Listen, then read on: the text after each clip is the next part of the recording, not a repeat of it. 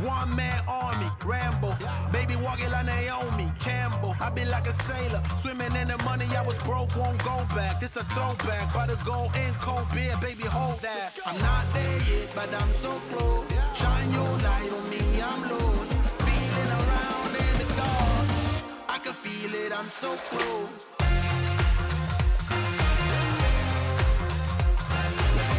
I can feel it in my bones and that. Move our bodies 'cause we own the night.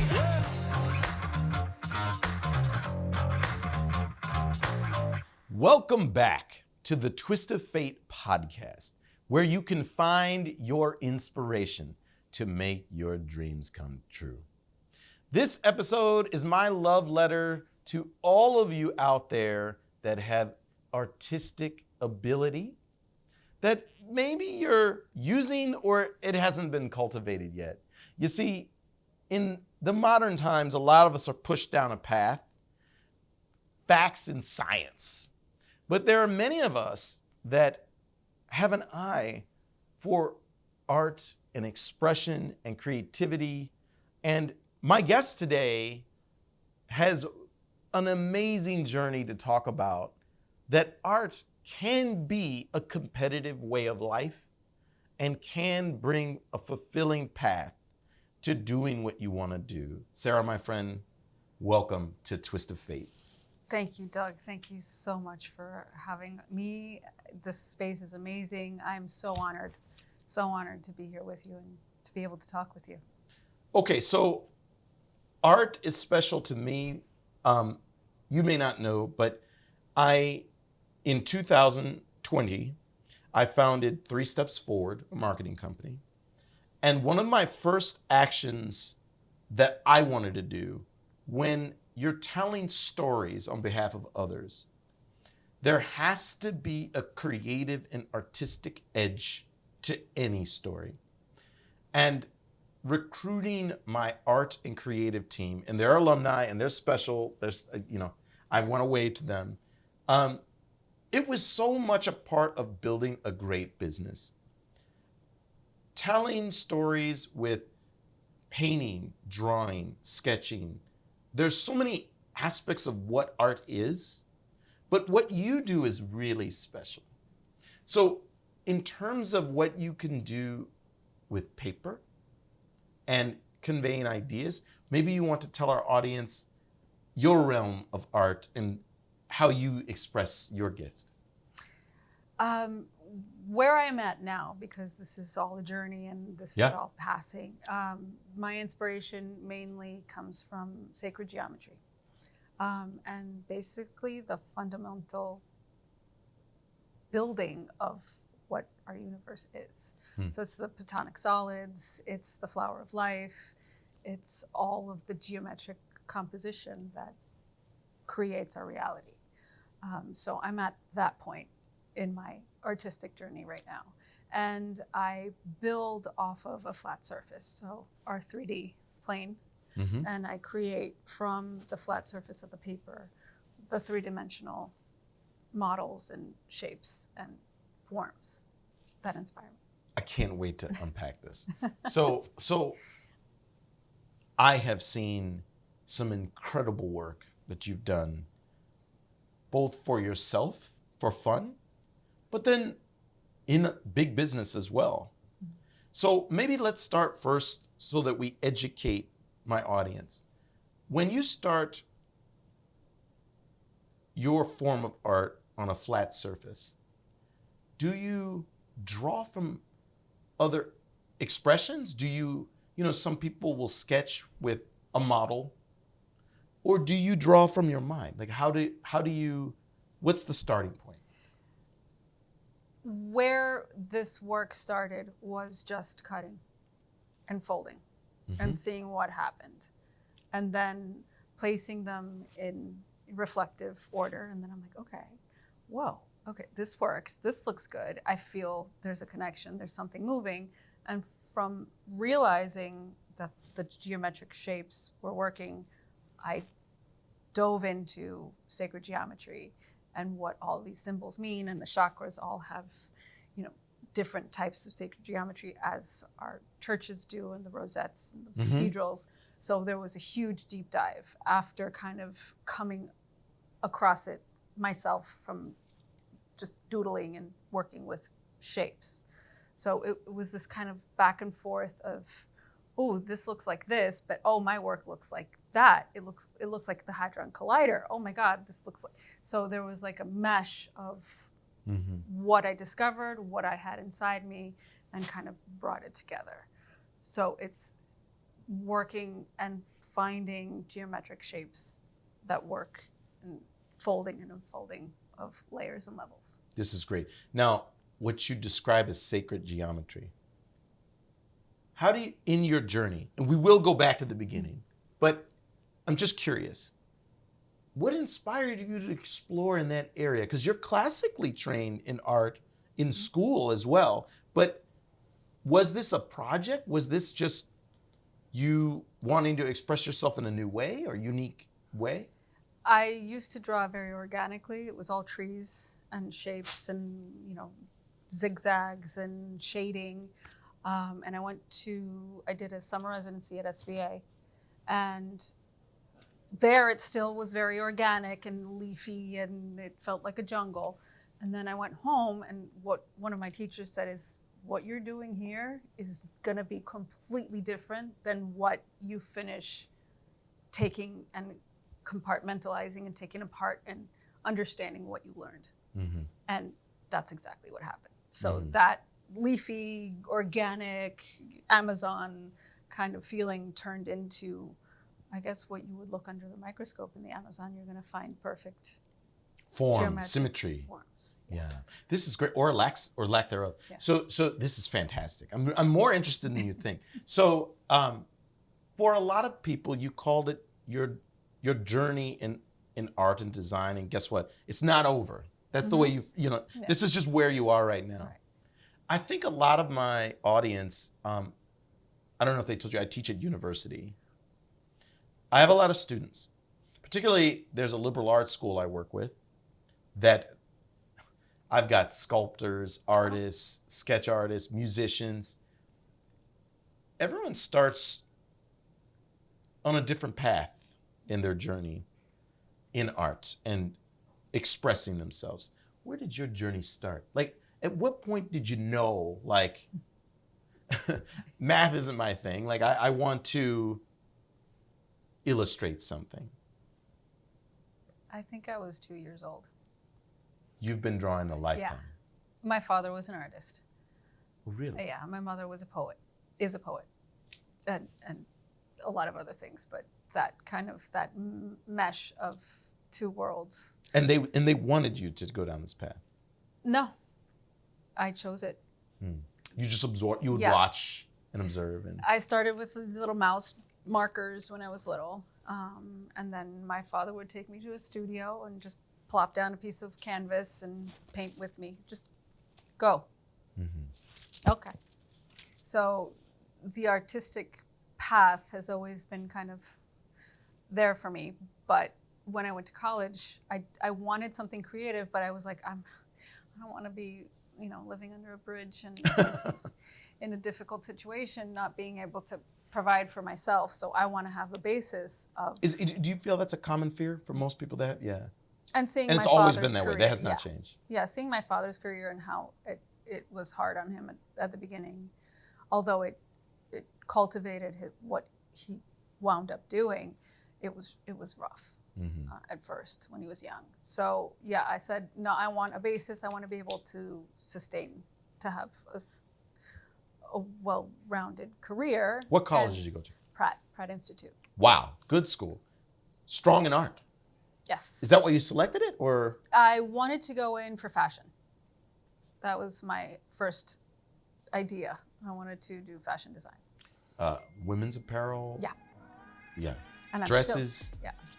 Pants? Like what? Yes. All the of the whole above? thing. Yeah, all of the above. Fascinating. Hey, Twist of Fate listeners. Did you know you can book me, Doug Younger, DY3, to speak at your next event, deliver a keynote, or commencement speech? You know I'll bring all that Twist of Fate energy as well as my experiences as the founder and CEO of 3 Steps Forward, a marketing company. The accolades that come with being a university adjunct professor, and lessons from my corporate career in Fortune 500 businesses traveling to over 40 countries worldwide. You can also book coaching and workshop sessions for you and your team. Book me using the link below in the description for this episode. Hey, you never know. You may find your own inspiration leading to a twist of fate.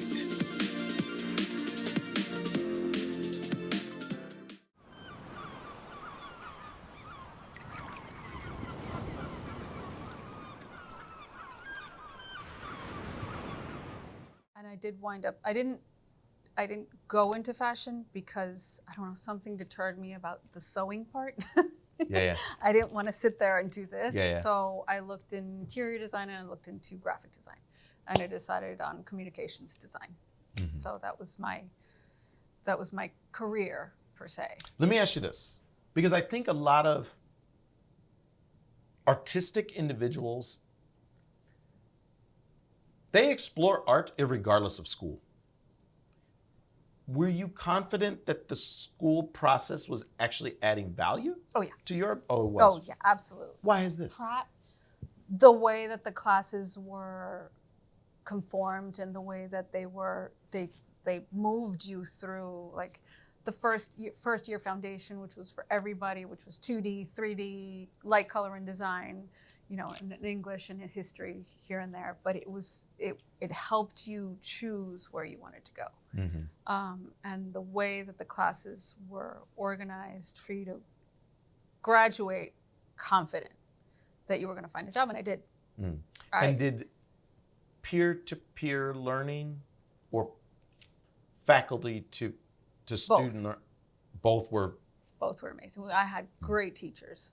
Do you still talk to some of your no, but back then I think it was only email. I mean, we didn't have I think Facebook hadn't even don't carbon date yourself now, come on, Mike. But okay, so and then so you decided upon graduation that you would seek not a traditional job, but like a job that you graphic could use. Designer. Yeah. Art director, graphic designer.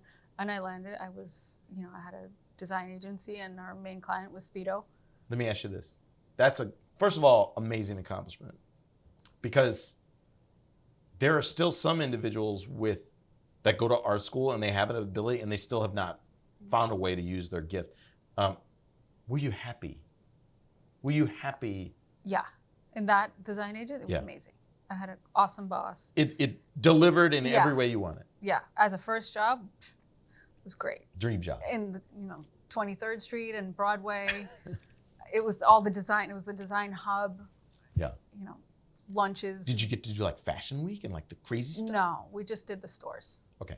So we did all the panels, we did all the windows, signs, all the little Did you want to do Fashion Week?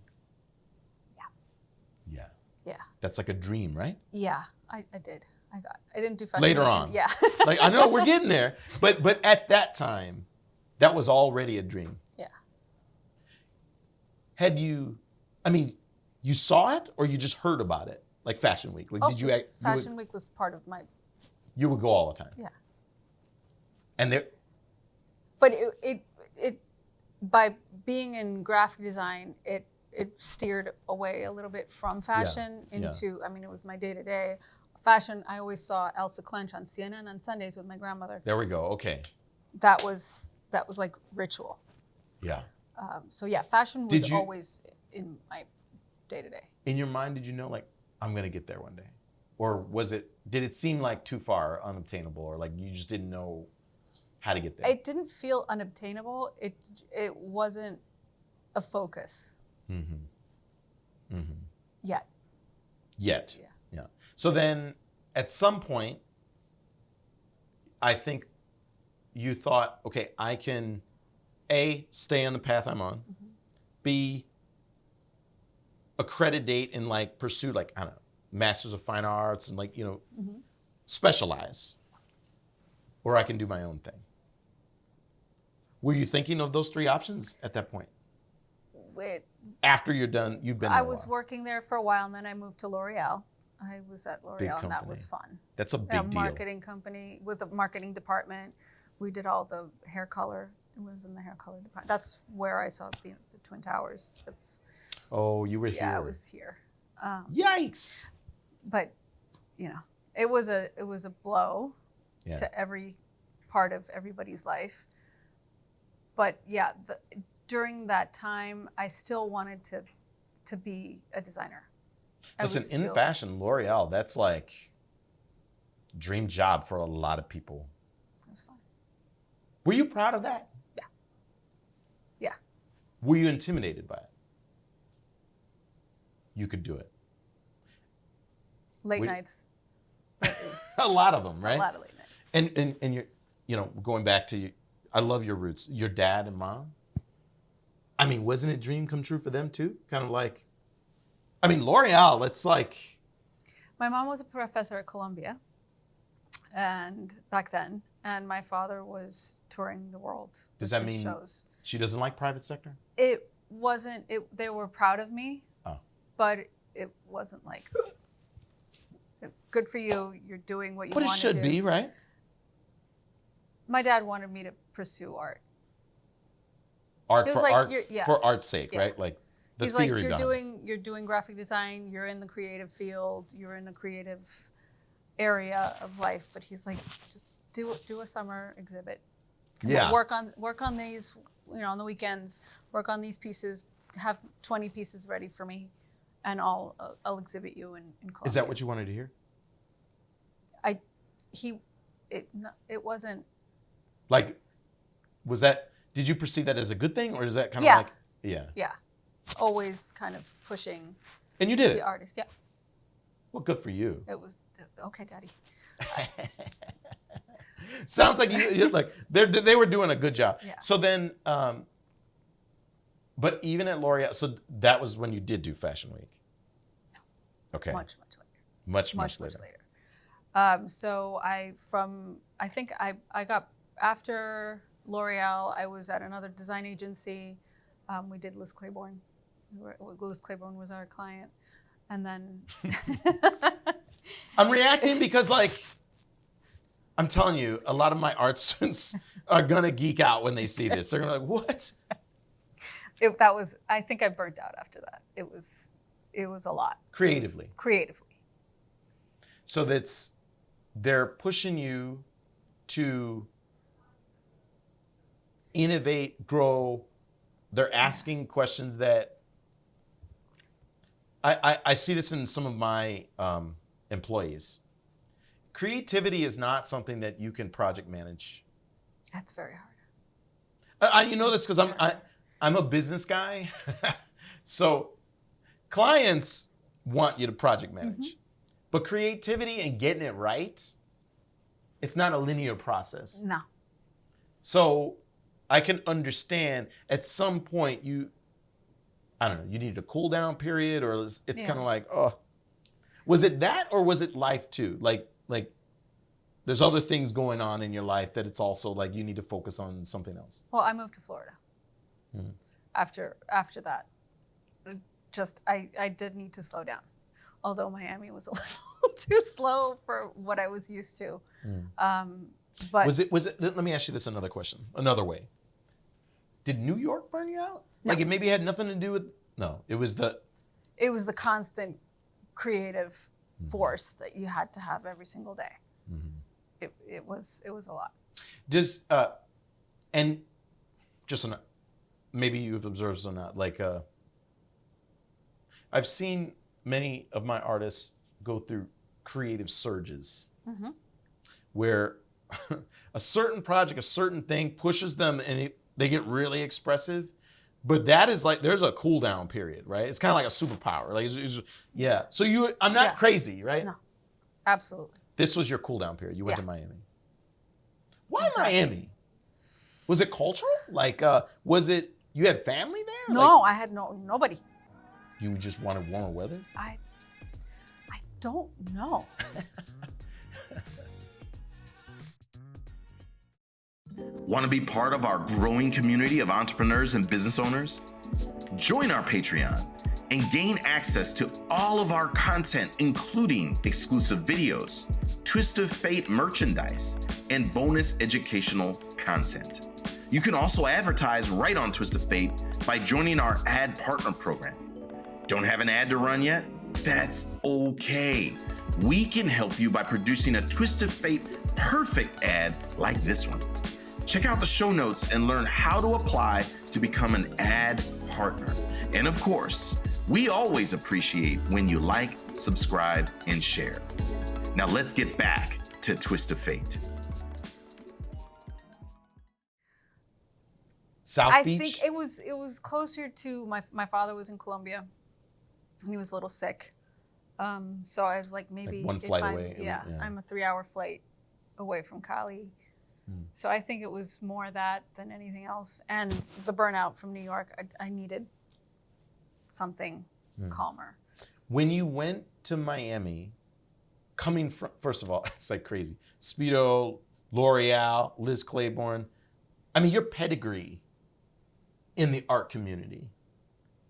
Was it difficult to form new connections or get in the art scene in Miami? Or was it like, bang, like? I found a job within a week at a architecture company. And that was fun. That was fun. That's very different than fashion design. Well, Like architecture for buildings? but L'Oreal and Liz Claiborne, and those were graphic design, not fashion.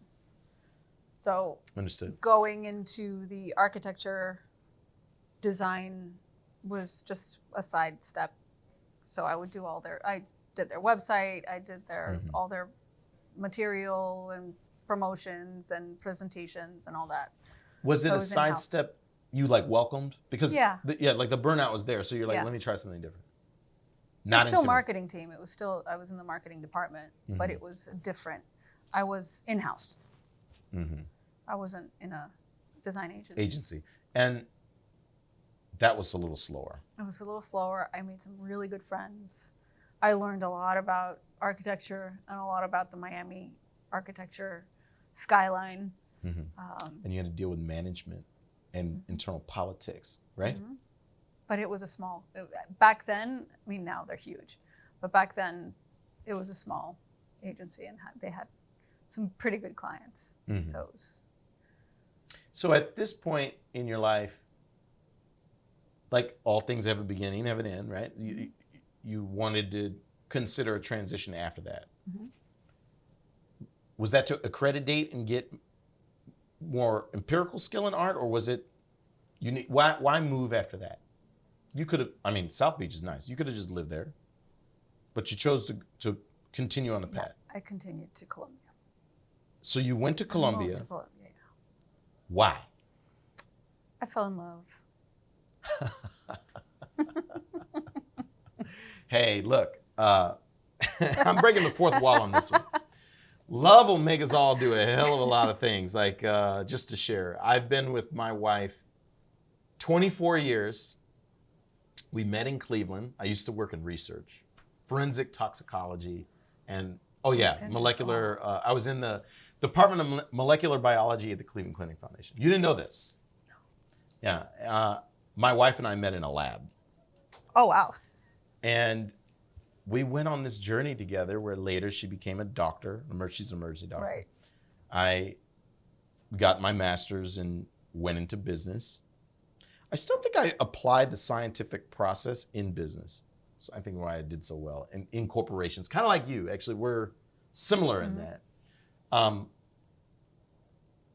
I moved from Chicago, from Cleveland to Chicago to New York to California for love. Probably for her. So that's a good transition though. But that's a big change, right? Yes, culturally. And then at that point, did you continue on your art journey right away? Like, was it the same thing? You got a job in a week, or what happened? I had a baby. Oh, wow. So you're rocking the boat yeah. now. You're rocking the boat. I paused a little bit. And So you took a step back. I took a step back. Professionally, but then what about with your art? Because you could still like have a baby and like do what your dad was pushing you to do, right? Yeah. Did you continue your craft, or you even paused from that? I got proposed a position at a university. Oh, to teach. To teach others art. To teach graphic design. And Graphic design. Yeah. You with your run prior to that, Yeah. that was probably the right thing, Yeah. right? But university's slow, right? From Universities. private, it's slow compared to private sector, right? Yeah. But it was what I needed as I was learning how to be a mom. And there's politics there too. Yeah. But I was an adjunct, so I wasn't. That's what I wasn't do. full time. So you so I don't went have to in. deal with all Yeah. the politics, right? Did you enjoy your time at university? I learned so much. I learned so much. You loved it. Yeah. I wound up with 3 different universities at the same time.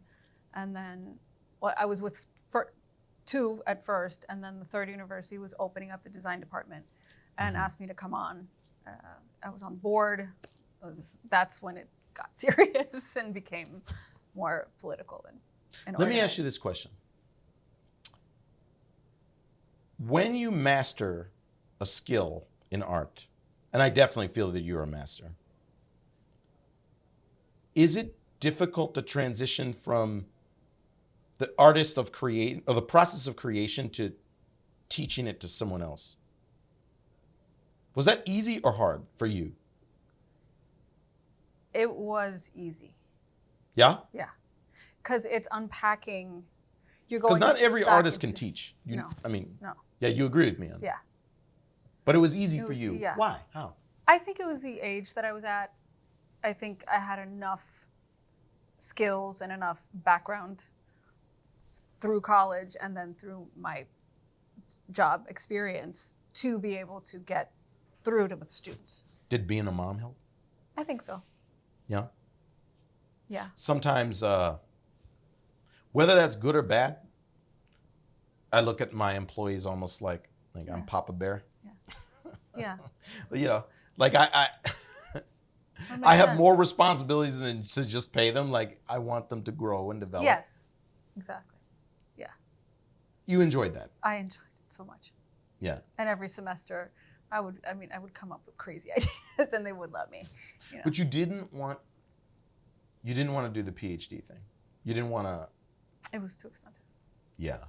You thought And it was about it. You too much considered time. it. Yeah, I considered it. I did the residency here at SVA in the summer, and I was like, I can't do all of it. I can't work and be a mom and pay for a master's degree. Where? Because I can't move back here. If I'm teaching down there, it was this logistical nightmare. And at that time, you still were not exploring this shape, geometry, vector-based approach to building something. It was after the SVA, the residency at SVA. Okay. So I was 5 years into teaching. Yeah. I hadn't done the runway yet. Okay. And it was it a project thing? Was it a client request thing? Like what? Again, I want to say, what forces you from going to graphic design, architectural design, marketing, agency design, teaching, that makes you take a leap to do something kind of you haven't did before? The artist residency was to go back to school to see what kind of things I might want to study in a master's so that I could keep on being a professor. Gotcha. That's what they were asking from me. If you want to be, full-time, if you want to, higher level You need a professor, master's yeah, degree. you need a master's. So It's same in the Yeah. U.S. Like Yeah. But in Colombia, there were no master's degrees that I was interested in, and I wasn't just going to do a master's just to do a master's. I need to. Is that Love was that an MFA then? Yeah. Yeah. So the only In artistic art, master's. do you respect the MFA degree? Like you don't, A lot of people do. yeah. A lot of people do. But a you lot personally, of I mean you personally. people. I don't have it. Well, I I'm don't just have a master's. So no, but it's still it's a question. Do you respect it? I respect any kind of study. however you want to keep on finding yourself, and through education, I think that's the best way. Mm-hmm. Mm-hmm. So yeah, I respect a master's. I respect a PhD. My mom's a PhD. Mm-hmm. And my dad had an honorary PhD. So yes, I do respect that very Mm-hmm. much. But Too much time, too much effort. Yeah, in this day and age, I think whatever knowledge you can come across and learn and become a better person, I respect that. Good for you. Because the admissions rates right now in colleges is saying otherwise. Other people don't, I don't know. They don't. I told you how about I fell in love with my wife. Both of us went to grad school. Recently, both of us paid off our student loans. An education saved my life to some extent. Mm-hmm. It put me on a different path, a different trajectory. Would I have been successful without it? Yes. But it opened more doors. Let's put it that way. Yeah. Same for her. Sounds like same for you. Yeah. So then, while doing this residency, what was that moment that you pivot and say, I'm going to try something completely different? I pivoted in 3 different areas. So during my residency and right after my residency, I was asked to do a Pret-a-Porter runway show with my designs. That's a big deal. Yeah, in Colombia. So it was Fashion Week in Colombia. Oh. And I got to walk the runway too. Oh, what? Oh, wow. So the artist now becomes on the canvas of the art? Yeah. So That's a big deal too. That was one of my bucket lists. I did it. I walked the runway and I designed the runway. And I designed the pieces. So and you were a mom. And I was a mom. Wife and a mom. Mom. Wife didn't happen. That was understood. Very short moment, but more a mom. That's a huge accomplishment. Don't you think? Yeah. And then you said there were three ways, 3 pivots. So the summer residency, the fashion week, and I opened up my own business, my design business in Cali. Okay. That's a big step. That was a big step, yeah. Well, let's say this. I think many artists in their time would benefit from starting their own business. Many may not have the skills to do it, but they have the talent there that they probably should. But honestly, I'm not totally surprised looking at your journey. I mean, you had a lot of different looks at what an agency can and would do, right? So. Enjoying this episode and want more Twist of Fate? Let's do this thing. I am fierce. I am powerful. No, we're going to do it, and then we're going to do it, and we're going to make our own brokerage with it. I think your strategy was different. It's not just me. It's a team. No, we're going to work with you, and we're going to walk with you. Check out over 40 episodes with new ones on the way. Find your inspiration with Twist of Fate. Available to stream on Spotify, YouTube, and Apple Podcasts. Was that hard for you? It was hard playing all the roles. Wearing different hats. Yeah. So you knew all the roles, it's just you never had to do them all and be artistic. And creative and a mom. And That's tough. That was tough. Actually, I find female entrepreneurs to be treasures. Because balancing those expectations, that's really hard. And fund it. Did you self-fund it? Yeah. That's leap of faith. Leap of faith. Yeah. But best thing you ever did? Yes. Absolutely. Even better than the runway thing, or the runway thing is really pinnacle? The biggest leap of faith that I've had so far, I think, was stopping everything and becoming a full-time artist. Mm-hmm. No more teaching, no more business. no business, self-organized. Now we're talking. Artist. Now we're talking. That's the leap of faith. This is what your dad probably always wanted you to do. How do you get there? Experience. You felt confident, you were ready for it. I think that is a big leap of faith. Now, but you went back to New York to do that? No, stayed in Colombia Okay. as I was pregnant with my second boy. Oh, wow. Yeah. So at that point, though, At that point. this is when you started exploring. Everything you could do before, but then some new things. Yeah. Is that you have the time to explore as well when you make that Yes. change? Like it's in your headspace, Yeah. you're not distracted, right? Right. I mean, that sounds fun to me. It wasn't nerve-wracking? No. A little bit.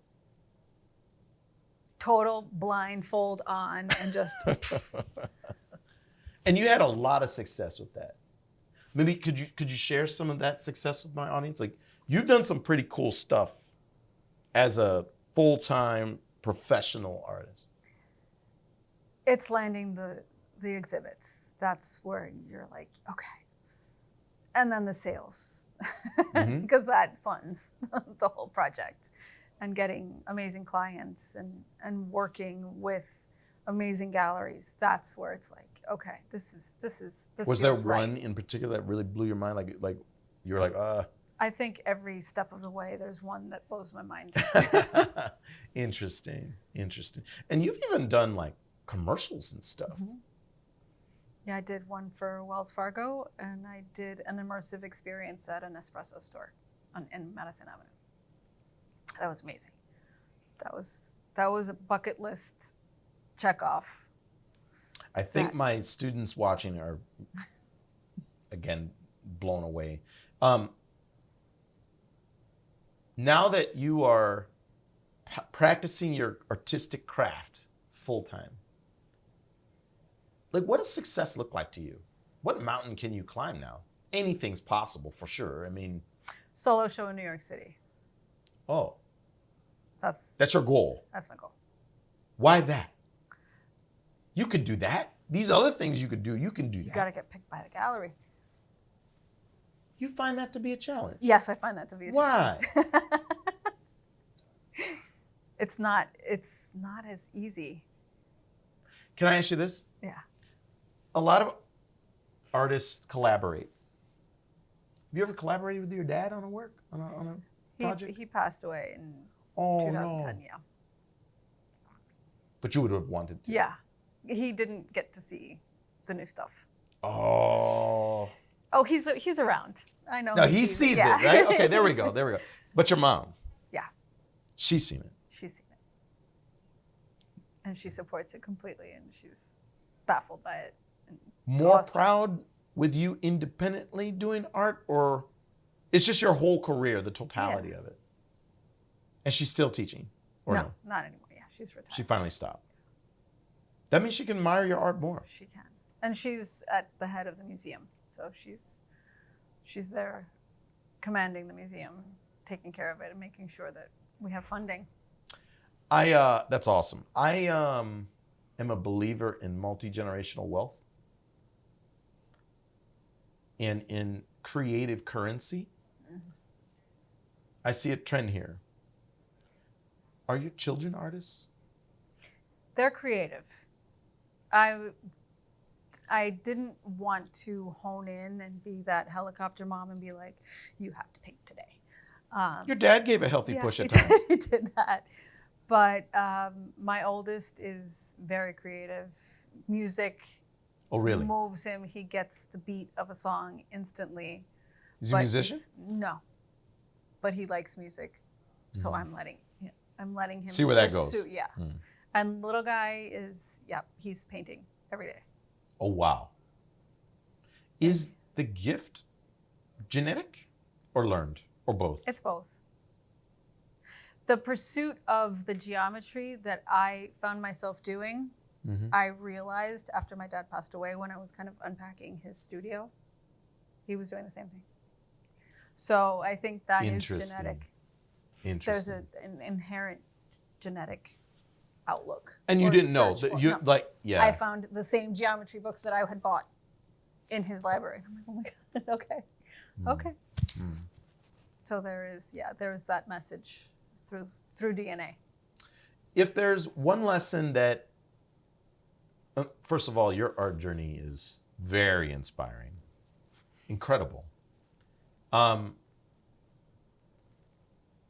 If there's one lesson or something that you would say to an art student, someone in their career, like in the trade, if they're at an agency, what is something that was helpful for you, or any tips and tricks that you would share with them?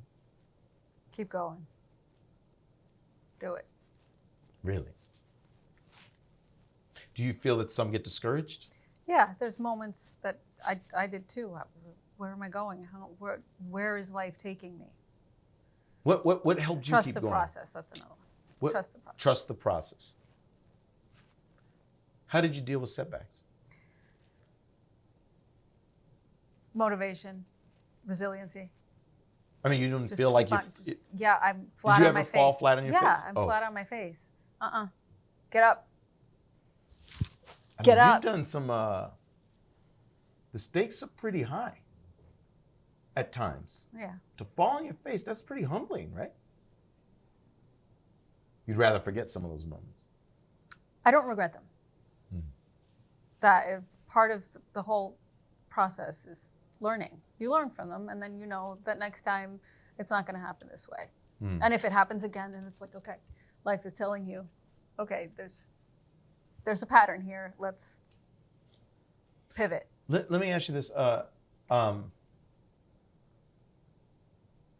Was there an artist or a body of work that really inspired you, or like really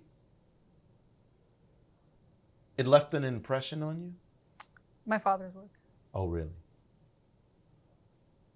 Because you knew him, but seeing him express just his himself. work by him, seeing him create and being next to him as he was creating, he made these. It was optical illusion. The work looked like it was 3D coming off of the page, but it was flat surface. And I'm kind of the opposite. I actually do create the dimension. But where his mind was to create these things, and I remember seeing him sketching, that was the ultimate experience as an artist.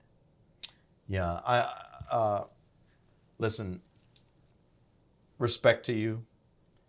Frankly, I work in a career that I have a lot of programmers, software designers, builders from a science and using logic and knowledge and these things, but I have to feel that the world is better with people that express themselves and inspire the rest of us that are non-artistic to view the world through your lenses. Because we wouldn't have film, we wouldn't have books, we wouldn't have inspiration without you guys. And I'll tell you something, I think that is a major public interest that I think there's some gaps there. Like if I could clone you, I think you need to have more kids. Because the world needs inspiration now more than ever. So I really appreciate you coming on our podcast and sharing your journey as an artist. Thank you so much for having me. I hope that you sharing your story inspires a lot of people watching. My students, I think of, especially at like a liberal arts program, like I hope that you would be willing to, maybe I can get you as a guest speaker in one of my classes. I would love to. Because I would love to. You are an adjunct as well. So you know that it's one thing to learn the theory. It's another to see somebody apply it and make their life better. Agreed. Okay. So with that, I'm going to move to my final thoughts. I hope many of you that have a special gift that you might not even share with people. You might not even talk about it. But from this story, I hope that you find your path on your journey to build towards the confidence to go for it, to go get a job in art, to pursue Fashion Week. And I don't want to hear you Debbie Downers say that it's not possible because you met an amazing woman in business, woman in art, and an inspirational person that made it happen. And never underestimate that push from your parents because it can make you great. If you like this content, share, like, subscribe. We want to get these amazing American global stories of entrepreneurship to make the world better to you. And with that, I'll leave you, and I hope to see you on the next Twist of Fate. Twist of Fate is hosted by Doug Younger. It's produced by Julian Sepulveda and Zachary Davis at Mode of Motion Advertising and Film. Special thanks to all of our Patreon members. And if you want to be a part of our growing community, join our Patreon and get access to bonus material, Twist of Fate merch, and more. If you enjoyed this episode, please like the video, comment, and subscribe. Thanks for listening.